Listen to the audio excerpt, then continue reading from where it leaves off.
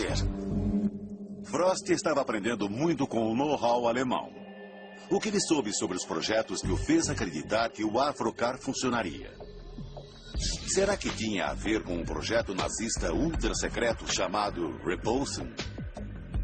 Concebido pelo engenheiro austríaco Victor Schauberger, ele guarda muito mais do que uma mera semelhança com o Avrocar de Frost. Georg Schauberger é neto de Victor Schauberger. Ele possui o modelo original do aparelho. E este é o protótipo. Victor Schauberger é muito bem conhecido quando se fala de sucção, antigravidade, levitação, energia.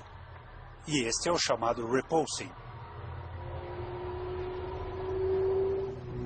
Schauberger fez seu trabalho no campo de concentração de Mauthausen. Como o Avrocar, o repulsing de Schauberger operava sob o efeito Coanda. Segundo Georg Schauberger, os testes iniciais de seu avô maravilharam a equipe. Acidentalmente, o aparelho voou até o teto durante a demonstração. Victor pensou que havia uma força levitacional operando na máquina. E isso é a antigravidade funcionando.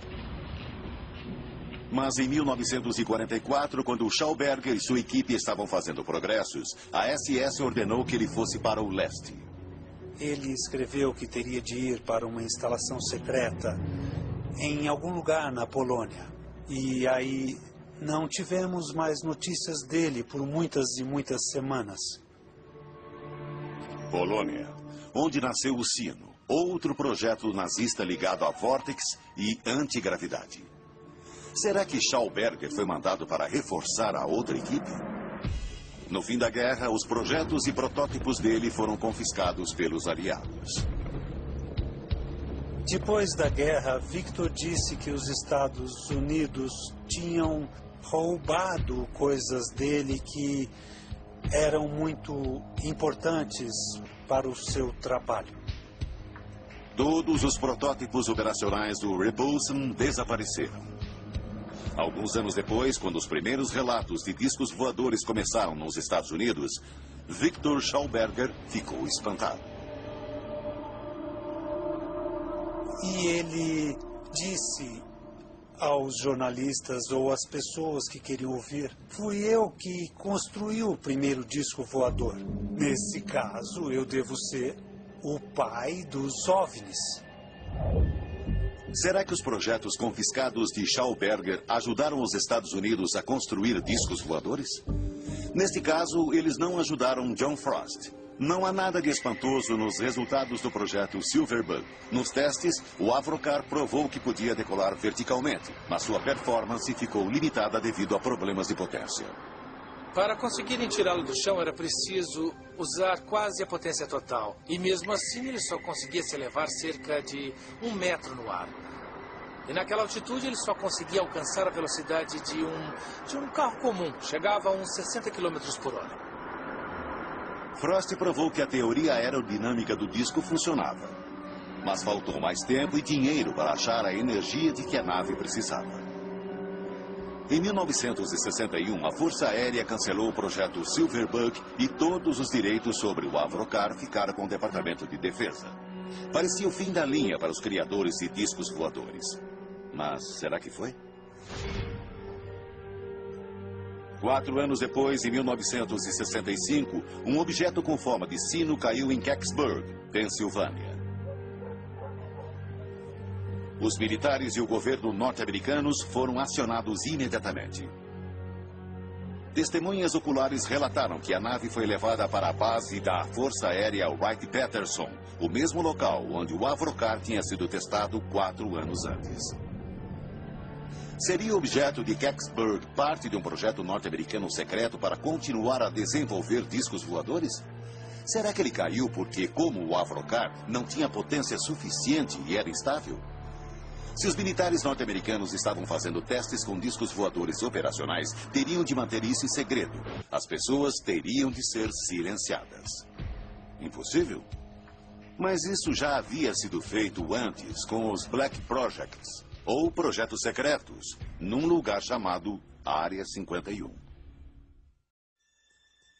A investigação sobre as pesquisas nazistas de OVNIs traz mais perguntas que respostas. Os documentos do projeto secreto Silverbug, que vieram a público em 1995, mostram que a Força Aérea Norte-Americana investiu no desenvolvimento de discos voadores capazes de chegar a grandes altitudes com velocidade supersônica. O projeto foi influenciado pelos projetos alemães da Segunda Guerra e pelos engenheiros aeronáuticos alemães. Mas o Avrocar, a versão que veio a público, não alcançou suas especificações originais. Em 1961, o projeto foi cancelado. 5 anos depois, um OVNI caiu em Kecksburg, na Pensilvânia. Os militares bloquearam todos os acessos ao local da queda. Testemunhas disseram que o objeto era incrivelmente parecido à nave nazista chamada de Sim. Será que os militares estavam encobrindo a continuação do programa baseado na tecnologia confiscada dos nazistas? Se isso for verdade, como o governo norte-americano conseguiria mantê-lo em segredo até hoje? Não me surpreenderia que um programa criado nos anos 50 ou 60 fosse tão secreto que sua existência nunca tivesse sido aventada. Se a Força Aérea deu continuidade ao programa dos discos voadores, este seria o lugar para ocultá-lo. Groom Lake, no deserto de Nevada, também conhecido como Área 51. A lendária área militar da Força Aérea, onde são testados os protótipos ultra-secretos de aeronaves. Cobrindo mais de 5.000 metros quadrados, é uma região isolada, inóspita e muito bem protegida. Se você chega perto da Área 51, começa a ver a sinalização e na base das placas existe uma ameaça em letras vermelhas, autorizado o uso de força letal. Bill Sweetman conhece a Área 51. Jornalista aposentado, trabalhou na revista Jane's Defense e passou a vida investigando os chamados Black Projects. Esses projetos têm orçamento aprovado pelo Congresso, mas o Departamento de Defesa não assume sua existência. Isso quer dizer que a mera existência desses programas é um segredo. Funciona, é proposital, a existência deles não é revelada. Uma estimativa moderada envolvendo o pessoal e estrutura do serviço secreto nos leva a pelo menos 40 a 45 bilhões de dólares por ano. O mistério que cerca a Área 51 e a confidencialidade dos contratos de trabalho mantém o muro de silêncio. As pessoas que trabalham nesses programas têm muito medo porque, se cometerem indiscrições, elas certamente terão de enfrentar um longo período de prisão na melhor das hipóteses. O medo garante o silêncio. Em 1975, teve início o programa Stealth para desenvolver caças invisíveis aos radares inimigos.